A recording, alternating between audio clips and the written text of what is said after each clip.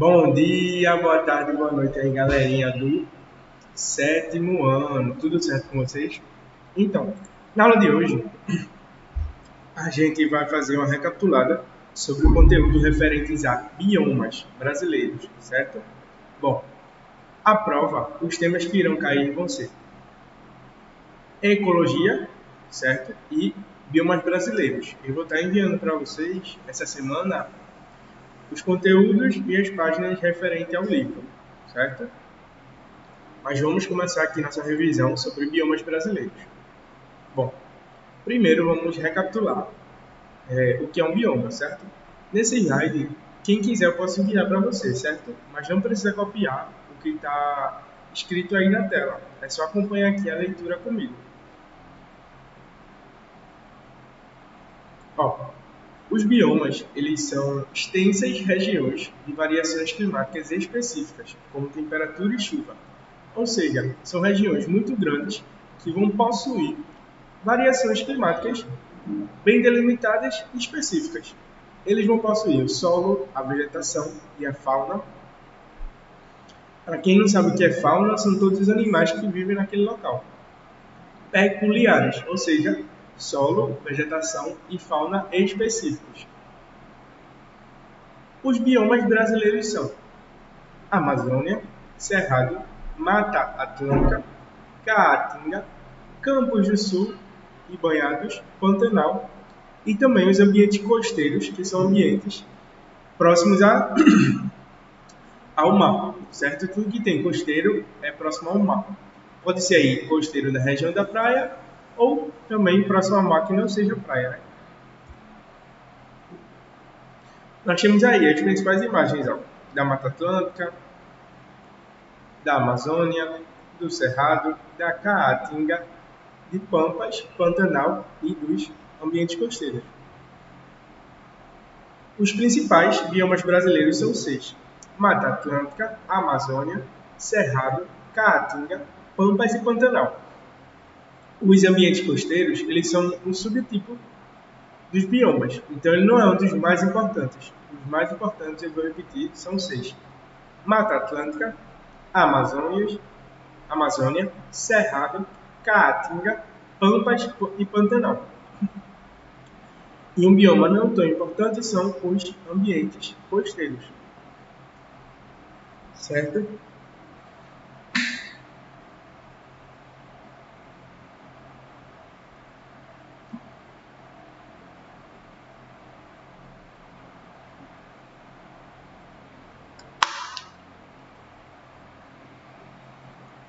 Bom, vamos começar de fato a estudar as principais características dos biomas. Primeiro vamos falar do Cerrado.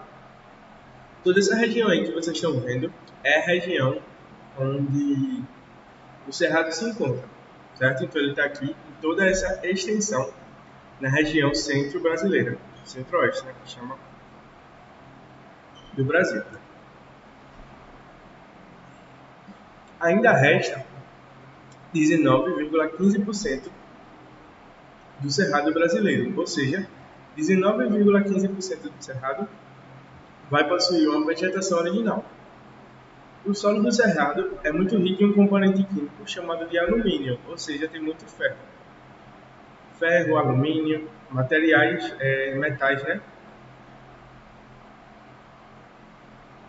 Alguns aspectos sobre as árvores do Cerrado.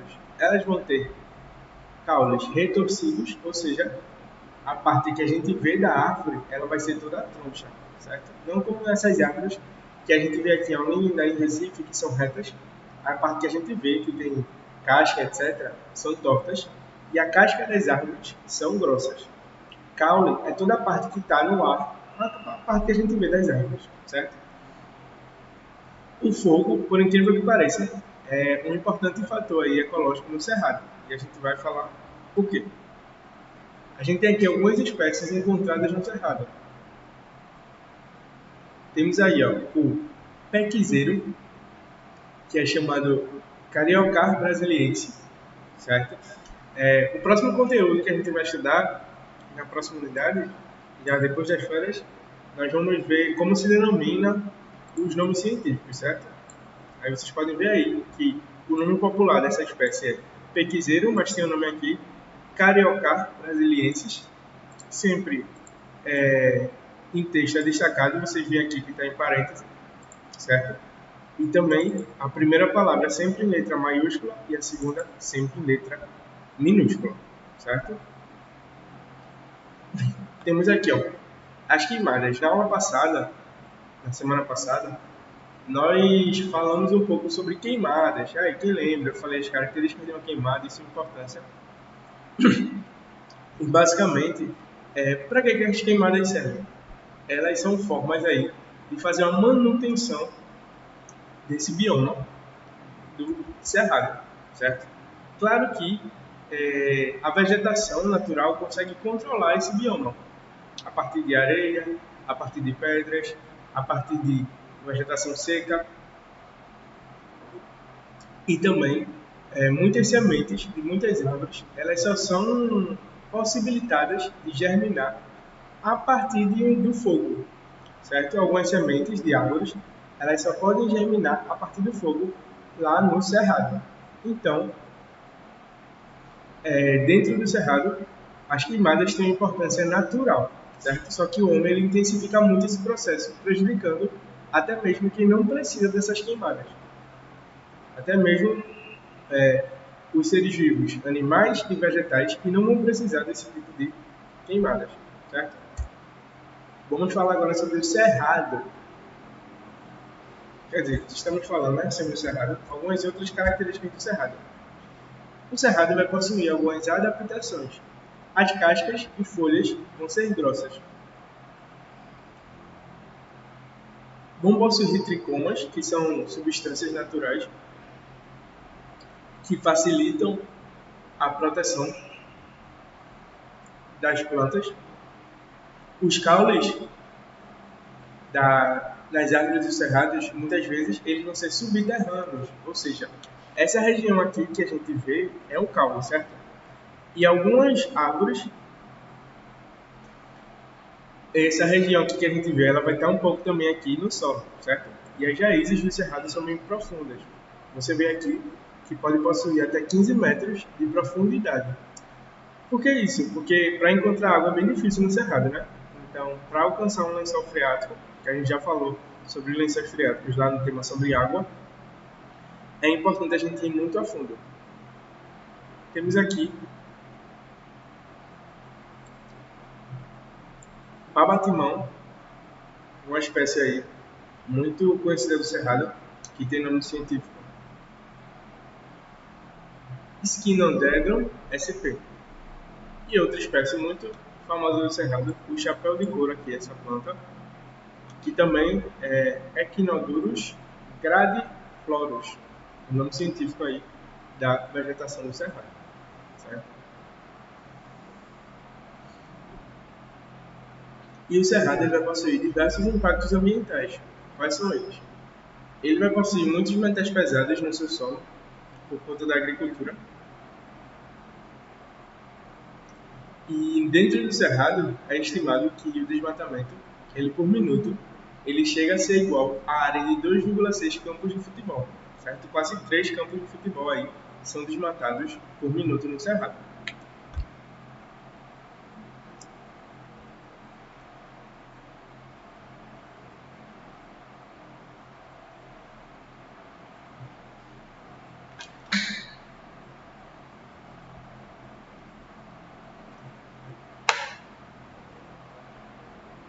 Vamos falar agora sobre a caatinga, certo? Se eu tinha aqui, nessa região central, o cerrado, aqui nessa região eu vou ter a caatinga, certo? Vamos ver as características da caatinga. Bom, quais são as características da caatinga? A caatinga vai ser o único bioma exclusivamente brasileiro. Então, perceba isso. Caatinga é o único bioma brasileiro, certo? O clima da Caatinga vai ser semiárido e de solo raso e pedregoso. A vegetação da Caatinga ela vai permanecer verde no inverno, certo? Até mesmo no frio ela continua verde. E as adaptações da Caatinga são raízes superficiais, caules e raízes armazenadoras de água plantas espinhosas. Então a gente tem aí, ó, raízes superficiais, certo? Então as raízes vão sobrepor, chegar um pouco no ar, né, na região que a gente vê. Os caules e raízes, eles armazenam muita água, porque na caatinga é uma região com pouca água. Então toda a água que tem ali vai ser armazenada. E também possui plantas espinhosas. O espinho, é importante destacar que o espinho ele é uma adaptação para um ambiente de seca. É como se você tivesse uma folha, só que a folha ela perde muita água para o meio ambiente, certo? Aí a natureza conseguiu transformar uma folha em espinho. Foi passando ao longo de milhares de anos e as folhas se tornaram espinhos nas plantas da caatinga, certo? E aí,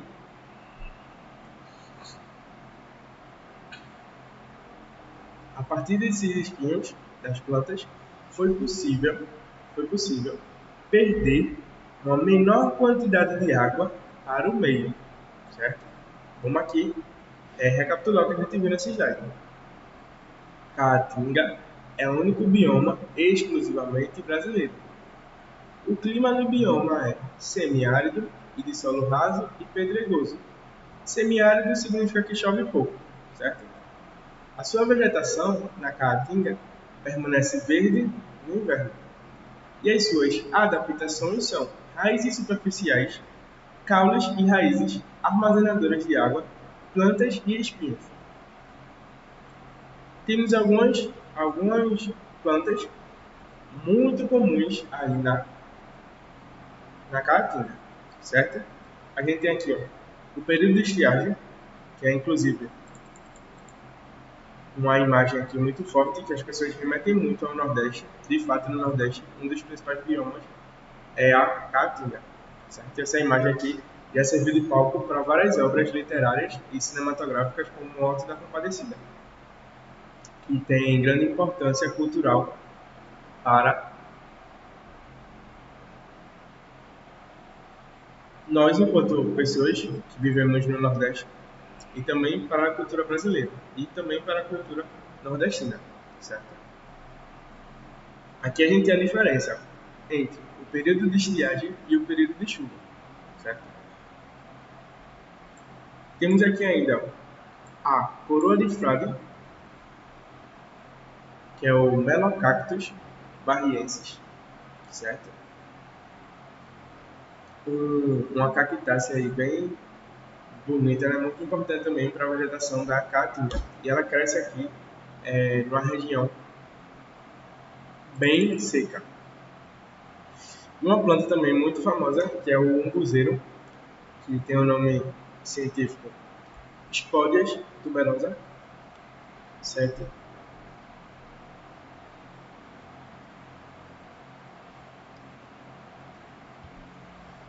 Na Caatinga, quais são os principais impactos ambientais? Nós vamos ter a agropecuária, a partir da desertificação e salinização do solo, certo? E também a siderúrgica. Vou dar um zoom aqui.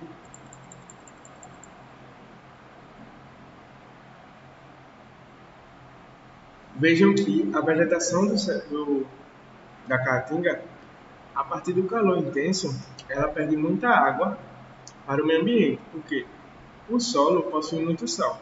E esse sal, ele atrai a água para si. Só que quando esse sal, junto com essa água, são expostos ao calor, ele vai liberar água para o meio, certo? E vai, teoricamente, gerar nuvens. Só que essas nuvens, quando são formadas na Caatinga, elas são levadas para outros locais. E aí, é um dos motivos que se chove muito pouco na Caatinga.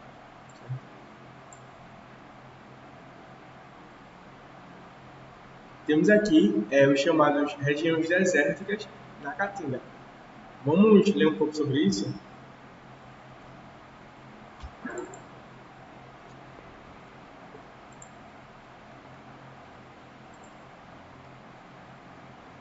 Olha, uma notícia aqui muito importante do G1. Vamos ler? Ó, desertificação atinge 13% do semiárido brasileiro e ameaça a conservação da caatinga. Estimativa é do Laboratório de Análise e Processamento de Imagens de Satélite, chamado LAPIS, e esse processo é causado pela ação humana e por mudanças climáticas. Temos aqui um vídeo.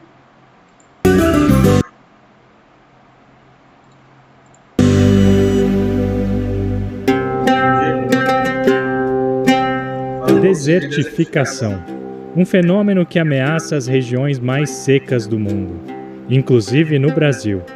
Mas o que é a desertificação? Quais são as suas causas? Nessa edição do Desafio Natureza, o G1 buscou algumas dessas respostas. Eu sou Felipe Domingues, esse aí do meu lado é o meu colega Celso Tavares. Nós fomos até o sertão nordestino observar a desertificação na Caatinga, o único bioma 100% brasileiro e o menos preservado. O resultado dessa jornada você vê agora.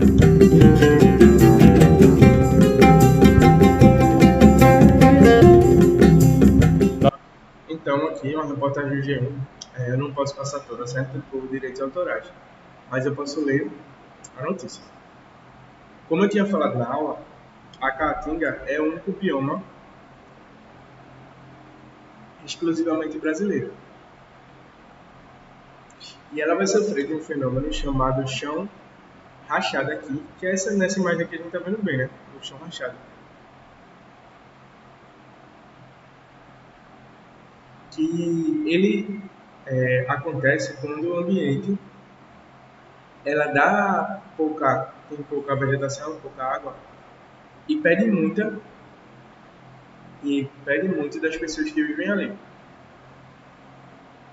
Mas é a própria ação humana que tem colocado a Caatinga em risco, a ponto de, em algumas áreas, a situação chegar a um estágio quase irreversível, que é chamado a desertificação. De acordo com estimativas do Laboratório de Análise e Processamento de Imagens e Satélites, chamado de LAPIS, ligado à Universidade Federal de Alagoas, que é chamado de UFAL, 12,35% do semiárido brasileiro enfrenta o processo de desertificação. Ou seja, considerando uma área total, aí o número é bem grande, né? De 982.563,3 km² dessa região, 126.336 km estão se transformando em deserto, conforme o monitoramento realizado entre 13% e 27% e divulgado no início de julho. Esse território, que basicamente é o que conhecemos como sertão no Nordeste brasileiro, tem quase o tamanho, por exemplo, de um país como a Grécia. E o cenário ele é ainda mais alarmante se olharmos para as chamadas áreas suscetíveis à desertificação, que são chamadas ASDS, no Nordeste brasileiro, nas quais o processo de formação de pequenos desertos pode se instalar se os fatores contribuintes forem mantidos. De acordo com o Ministério do Meio Ambiente, elas constituem 16% do território brasileiro, equivalente às áreas somadas de França, Alemanha, Itália e Holanda, 27% dos municípios de todo o país e partes dos 9 estados na região Nordeste e de 2 estados na região Sudeste. Na região Sudeste, a Caatinga está em Minas Gerais e Espírito Santo. Temos ainda 31,7 milhões de habitantes, que formam 17% da população brasileira, que vive sob esse bioma. E aí, essa série de reportagens do G1, que é chamada Desafio da Natureza sobre a Desertificação, ela observou territórios degradados e preservados da Caatinga, ouviu pessoas locais sobre como a destruição do bioma pode afetar suas vidas e acompanhou projetos que tentam reverter a desertificação. E agora a gente vai falar um pouco sobre a desertificação. Bom, a desertificação é um dos processos mais graves da de degradação humana. Ela ocorre exclusivamente nas regiões áridas, semiáridas e subúmidas, secas, do planeta. Ou seja, é possível que ocorra desertificação em todas as áreas que chove pouco, certo? Conforme a definição das Nações Unidas, da ONU, a rigor, a degradação observada em outras regiões mais úmidas não é desertificação. Por quê? Porque nas regiões secas, o solo já é naturalmente mais frágil por receber pouca água e também possui pouco material orgânico. A retirada da cobertura vegetal, que é chamada de desmatamento, ela vai deixar a terra exposta ao sol e vai agravar a situação. O solo ele fica rapidamente arenoso ou rochoso, sem nutrientes e sem água, e sendo quase impossível que novos seres vivos se estabeleçam. A desertificação ela pode ser despertada por vários fatores, especialmente os eventos climáticos e as ações humanas. Pode ser consequência da elevação das temperaturas, mas também acentua seus efeitos num ciclo vicioso. E aqui a gente tem as áreas suscetíveis à desertificação no Brasil. E dentro da região da Caatinga, totaliza 16% do território brasileiro. Como nós vemos aqui, o semiárido.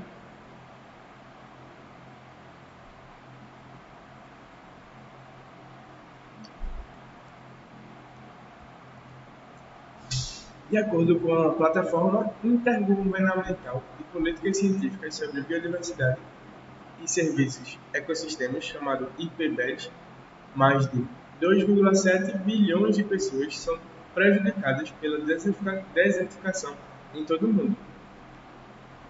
E outra estimativa muito importante é usada pelo painel intergovernamental de mudanças climáticas chamado IPCC, em um relatório divulgado no início de agosto do ano que essa reportagem foi lançada,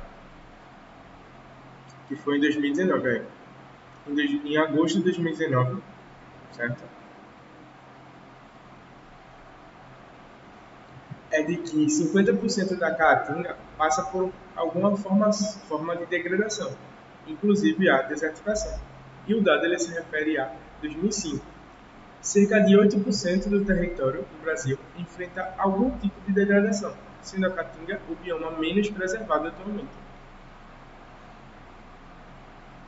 E, oficialmente, os chamados núcleos de desertificação são áreas onde o problema se manifesta de forma mais acentuada no Brasil, no Nordeste brasileiro, sendo em Seridó, Rio Grande do Norte, Paraíba, Carreiros Velhos, também na Paraíba, Inhanhões, no Ceará, Jucuás, no Piauí, no Sertão Central, aqui em Pernambuco, e no Sertão de São Francisco, na Bahia. Deserto não vai ser a mesma coisa que seca. Por quê? Segundo um pesquisador muito famoso chamado Aldrin Pérez Marim, do Instituto Nacional do Semiárido, chamado de INSA, que estuda o problema com indicadores de qualidade do solo, 85% do semiárido brasileiro está em processo de desertificação moderada e 9% está efetivamente desertificado. Ou seja, nesses 9% identificados pelo INSA, a reversão do processo é quase impossível. Pérez Marim ressalta que a desertificação não é sinônimo de seca. A seca é o período do ano em que chove pouco em algumas regiões do planeta. É um fenômeno natural que ocorre em quase metade da Terra, mais comum do que isso parece dizer. E cerca de 60% de tudo que chove em um ano no semiárido cai em apenas um mês. Ele ainda acrescenta, e 30% no único dia. As secas vêm ocorrendo no semiárido brasileiro, em média, a cada 29 anos. Porém, a tendência é que no futuro haja uma redução da qualidade de chuvas e sua frequência seja mais variável. Em outras palavras, chove sim no sertão, mas as chuvas caem de uma só vez e demoram para voltar. Quando chove um pouco, temos uma longa estiagem, ou seja, seca. E Adris Pérez Martins falou: a desertificação é um fenômeno antrópico, ou seja, causado pelo humano e pelo seu modelo de desenvolvimento. Portanto, desertificação é um fenômeno provocado pelo homem. Certo? Adotada em 1994, a Convenção da ONU estabeleceu alguns parâmetros para combater a desertificação no mundo, o que também é uma das metas de desenvolvimento sustentável. O Brasil é signatário da Convenção das Nações Unidas para o combate à desertificação e mitigação dos efeitos da seca, chamado UNCCD, junto a outros 192 países. Vamos ver aqui as causas no Nordeste brasileiro. Uma das principais causas é o desflorestamento, ou seja, desmatamento. É o principal algoz, o principal fator da caatinga, diz o coordenador do LAPES e professor do Instituto de Ciências Atmosféricas, Humberto Barbosa. Não temos números precisos sobre o desmatamento da caatinga. Não sabemos as taxas anuais. Isso dificulta implementar políticas públicas. O levantamento do LAPES usa o sistema alemão EUMETCAST para monitorar a caatinga com dados de satélites europeus. Pesquisadores observam diariamente a cobertura vegetal no semiárido brasileiro. Assim, podemos ter dados de alta frequência temporal para o monitoramento de áreas afetadas por seca e degradação, diz Barbosa, que é o correspondente do IPCC no Brasil. Os dados áreas têm sido validados com informações obtidas com drone. E aqui ele marca as áreas em processo de desertificação, Aqui delimitando a caatinga, certo? Em vermelho as áreas onde se tem desertificação. E o estudo mostra que o fenômeno da desertificação se intensificou no semiárido brasileiro nos últimos 10 anos. Até hoje, a caatinga é pressionada pelo extrativismo e nos últimos 10 anos houve fortes secas, como em 2012 e 2016, exercendo grande pressão climática na região. Isso acelerou os processos causados pelo ser humano, disse Humberto Costa, do LAPES. As intervenções humanas mudam os padrões locais da temperatura e chuva. O desmatamento da caatinga ocorre principalmente por meio de 5 fases da desertificação da caatinga. Aí nós temos aqui atividades humanas, tempo de seca e sol forte. Se chover muito de uma vez, a água leva toda a superfície do solo e com poucos nutrientes, plantas elas param de brotar sozinhas e acabam morrendo. E, por último, a degradação atinge um ponto quase irreversível. Certo? E agora nós vamos falar um pouco sobre como conter a desertificação. Bom, para conter a expansão da desertificação na caatinga, é preciso controlar os impactos da ação humana e manter algumas áreas preservadas, em pequenos territórios protegidos ou mesmo em unidades de conservação chamadas UCS. Isso também demanda um grande esforço de conscientização da população local, para que compreenda as consequências do desmatamento da caatinga. Uma das principais atividades econômicas no sertão brasileiro, a criação de caprinos e ovinos, ou seja, quem sabe aí, caprinos e ovinos? Caprinos são bodes e cabras e ovinos são ovelhas, certo? Criação de caprinos e ovinos soltos na caatinga precisa ser conciliada com a conservação do meio ambiente natural, e que a gente tem uma imagem de uma região com certa desertificação. Certo? Então, gente, vamos dar continuidade à nossa aula aqui sobre a caatinga. Falamos um pouco sobre a vegetação. E na próxima aula aqui nós vamos continuar no slide 14, falando sobre Campos do Sul e Banhados aqui dentro da nossa revisão, certo? Obrigado e até a próxima.